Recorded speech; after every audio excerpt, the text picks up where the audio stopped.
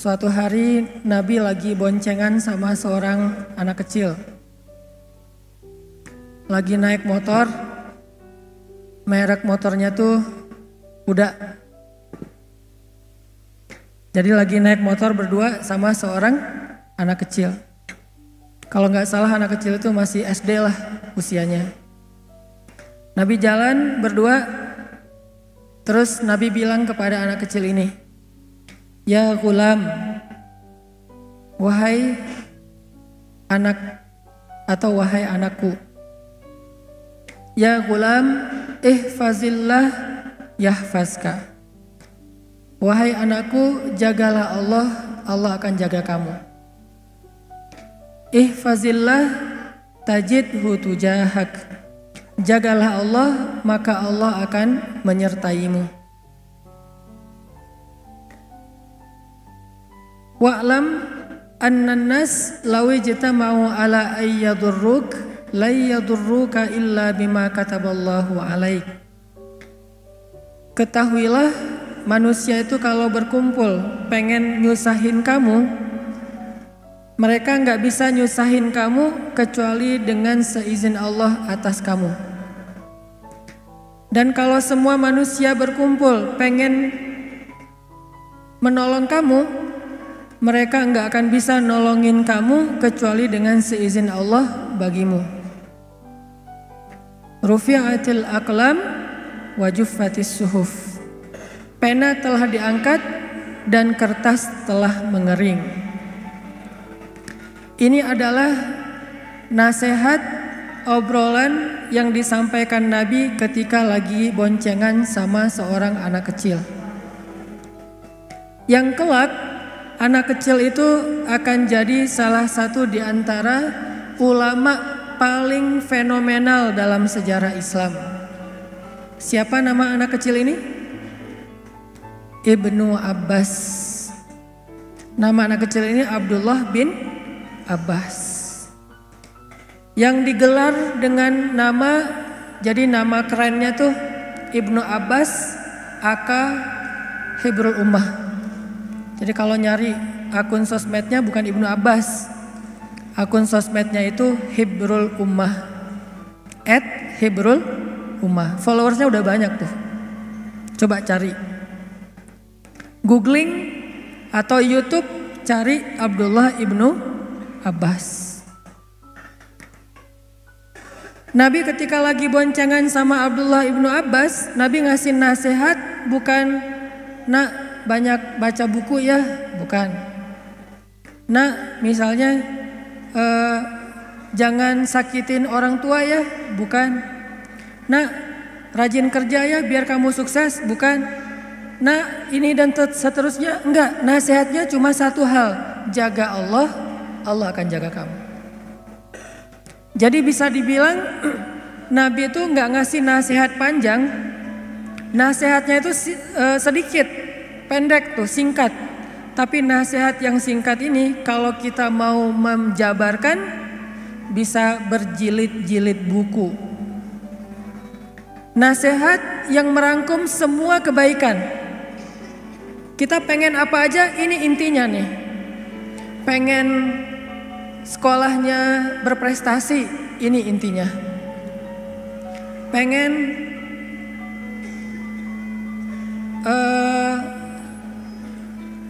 bisnisnya lancar, ini intinya. Pengen banyak temen, ini intinya. Pengen have fun dalam hobi-hobi dan permainan kita, ini juga intinya. Pengen statusnya nambah, jangan jomblo terus, ini juga intinya. Ustadz, ada yang datang misalnya, "Saya pengen dapat nilai bagus, apa ya nasihat buat saya?" Kata Nabi, "Jaga Allah, Allah akan jaga kamu." "Ustadz, saya agak-agak khawatir nih tinggal di kos-kosan sendiri, gimana ya?" "Jaga Allah, Allah akan jaga kamu." "Ustadz, gimana ya cara menghadapi teman yang kayaknya baper banget?" "Jaga Allah, Allah akan jaga kamu." "Ustadz, gimana caranya biar gak ditolak? Karena saya udah sering ditolak, belum pernah diputusin." "Ya gimana diputusin ya? Diterima juga belum." Itu saya banget tuh. Saya alhamdulillah belum pernah diputusin. Kecuali sekali doang. Karena diterima juga enggak kayak Julaibib. Gimana caranya? Jaga Allah, Allah akan jaga kamu. Jaga perasaan Allah, Allah akan jaga perasaan kita. Jaga kedekatan dengan Allah, Allah akan jaga kedekatan dengan kita. Jaga hak Allah, Allah akan jaga hak kita.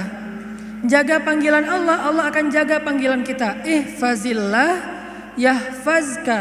Jaga Allah, Allah akan jaga kamu. Dan inilah kunci kebahagiaan dalam hidup kita, teman-teman. Inilah kunci sukses dalam semua masalah kita. Inilah kunci pertolongan dalam semua kesusahan kita. Jaga Allah, Allah akan jaga kita. Itu aja kalimat ininya. Kalau perlu jadi status, jadi hashtag, jaga Allah jaga kita. Nggak ada cerita kita dikecewain sama Allah, padahal kita udah habis-habisan, itu nggak ada. Kalau ke manusia sering kayak gitu. Kita udah berkorban segala macam, ternyata dia cuma ngelihat kita sebagai sahabat. Atau paling dekat juga adik kakak. Kan berat ya. Kita udah kegeeran nih. Udah habis-habisan, pokoknya udah sacrifice habis-habisan, udah give effortnya seluar biasa banget. Berharap suatu saat hatinya terbuka buat kita. Pas ditembak, jadi gimana nih? Apanya gimana? Kan kita udah lama jalan berdua, jalan bareng ya, udah lama nih. Padahal baru sebulan. Kenapa berasa lama? Karena udah habis-habisan kan? Berasa kayak udah seluruh hidup kita tuh udah kita korbanin buat dia. Kan kita udah lama jalan bareng. Kira-kira gimana, kamu mau serius atau enggak? Serius dong kata dia. Kita udah wah Masya Allah serius. Maksudnya mau nikah, kita jadi adik kakak aja ya. Seriusnya ternyata serius jadi adik kakak. Jadi sobatan doang. Coba, kecewa gak sih sama orang kayak gitu? Langsung unfollow, langsung di block ya. Langsung left group kalau dalam satu grup. Itu ke manusia bisa banget tuh kayak gitu. Kita udah bantu dia, kita udah nolongin dia, kita udah temenin dia. Ujung-ujungnya pas pulang misalnya nih, kita temenin dia jalan, kita temenin dia belanja. Ujung-ujungnya pas makan bayar sendiri. Pulang bayar angkot, bayar sendiri kan ya. Itulah manusia. Tapi kalau ke Allah tuh gak kayak gitu. Ihfazillah yahfazka, itu janji Allah.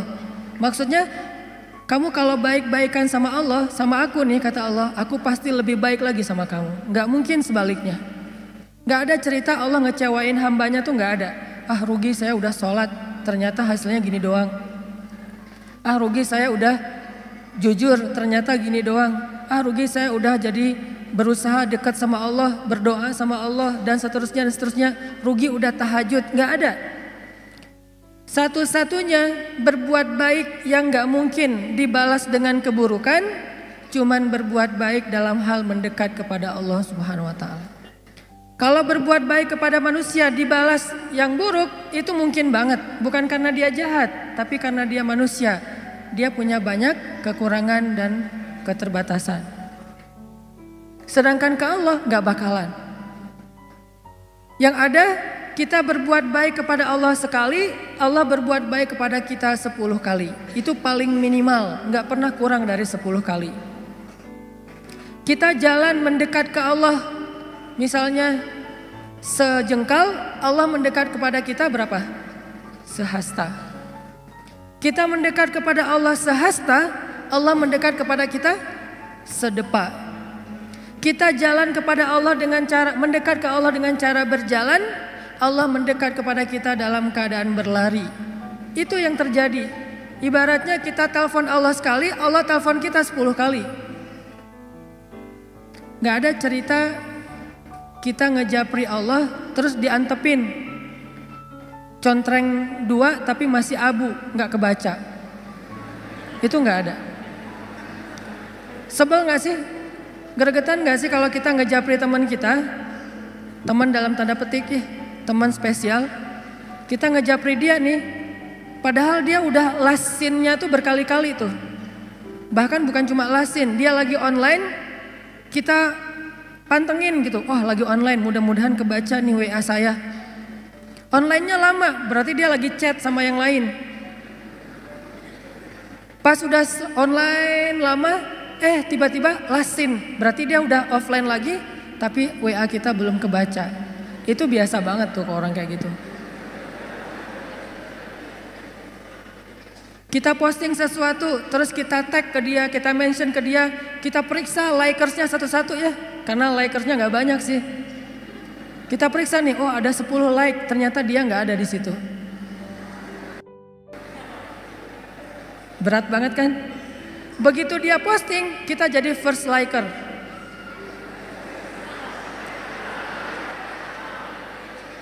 Kalau dia posting, kita langsung jadi yang pertama view, yang pertama nge-like.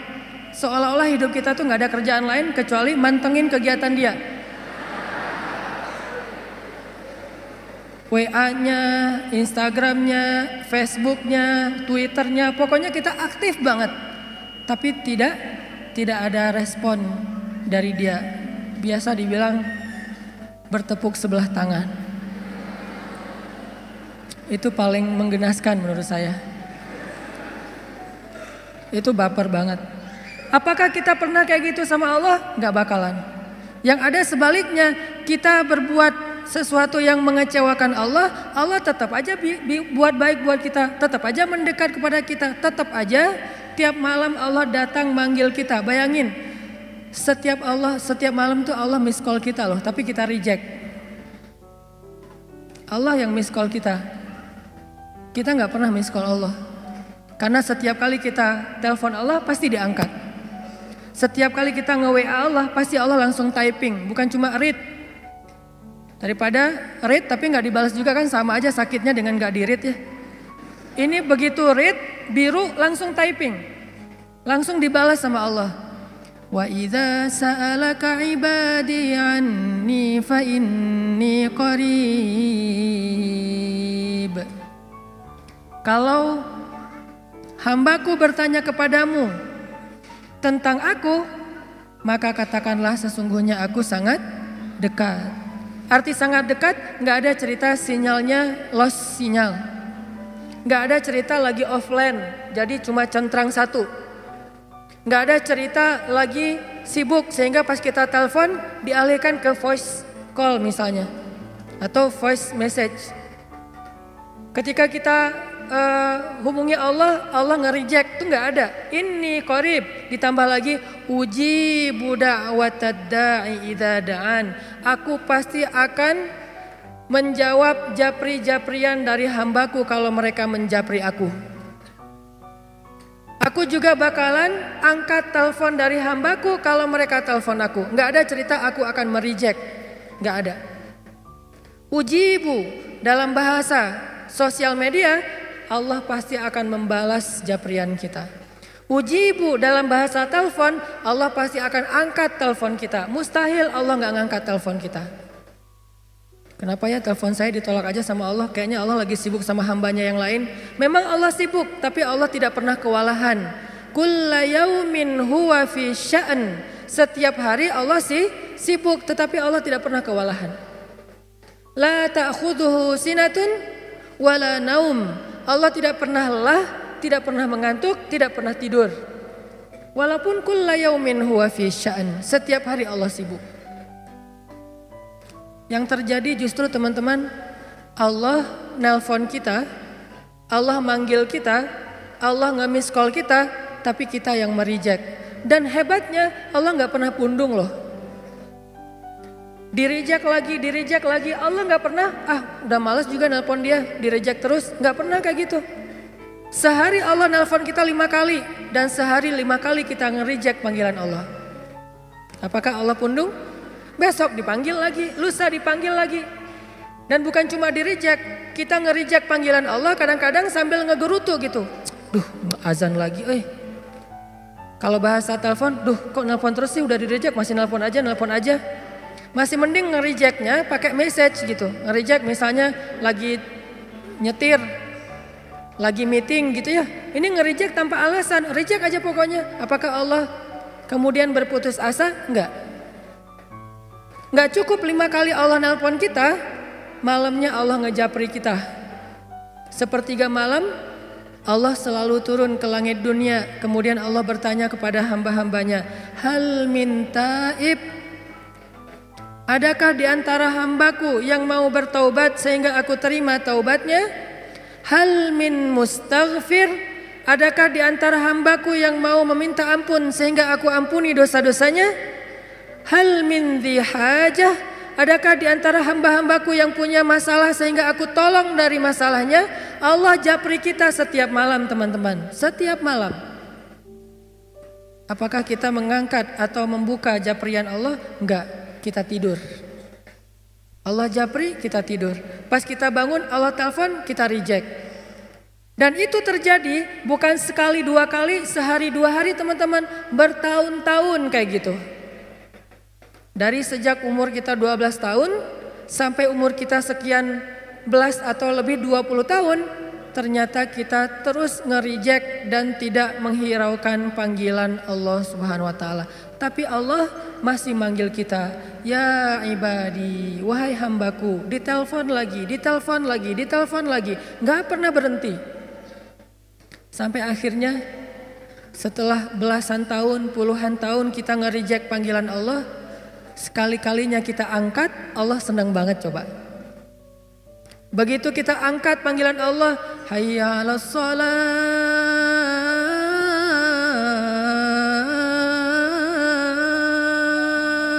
kita berwudu nih, kita datang ke masjid. Begitu kita datang ke masjid, seolah-olah Allah menyambut kita di pintu masjid. Saking sayangnya Allah kepada kedatangan kita, saking senangnya Allah kita angkat teleponnya, sampai Allah cerita-cerita kepada yang lain. Kalau bahasa kita, telepon gua diangkat loh, gitu coba. Padahal kan Allah gak butuh kita kan ya. Kalau kita butuh kepada seseorang terus kita kayak gitu, wajar. Telepon gua diangkat loh sama dia, WA gua dibaca loh, dia lagi typing loh, dia lagi ngebales. Kenapa kita cerita ke teman kita? Karena kita merasa butuh kepada orang itu keren, orang itu luar biasa, dan kita merasa bangga kalau dibalas japriannya oleh orang tersebut. Tapi Allah gak butuh kita teman-teman, sama sekali gak butuh. Seandainya semua makhluk berkumpul lalu taat beribadah kepada Allah Subhanahu wa taala, semua itu tidak menambah kebesaran Allah walaupun setetes air dari ujung jarum yang dicelupkan ke dalam laut. Gak nambah sama sekali. Karena Allah tidak akan bertambah kehebatannya gara-gara ketaatan kita. Gak bertambah. Artinya ketaatan kita tuh gak ngaruh. Kayak kita naruh garam di dalam laut, gak makin asin. Kita naruh gula di dalam laut, gak berubah menjadi manis. Gak ngaruh sama sekali, jadi Allah gak butuh kita. Atau sebaliknya, semua manusia dan jin berkumpul terus serentak bikin dosa di hadapan Allah, itu juga tidak akan mengurangi kebesaran Allah walaupun sebesar setetes air dari ujung jarum yang dicelupkan ke dalam laut. Nggak ngurangin sama sekali. Allah itu ghaniyun 'anil alamin, gak butuh kepada hambanya, gak butuh sama sekali. Tapi kenapa ekspresi Allah itu kayak orang butuh banget? Disitulah rahmatnya Allah Subhanahu wa taala. Saking Allah penyayang sama kita, ekspresi Allah seolah-olah kayak orang butuh, coba. Saking sayangnya. Mana ekspresi Allah? Itu hadis-hadis tentang gimana Allah rindu kepada orang yang bertaubat, Allah cinta kepada orang yang minta ampun, Allah menyambut kedatangan orang yang kembali seperti keluarga yang menyambut keluarganya yang datang dari perjalanan yang sangat jauh. Sampai Nabi menggambarkan gembira atau ekspresi Allah itu excited banget kalau hambanya bertaubat.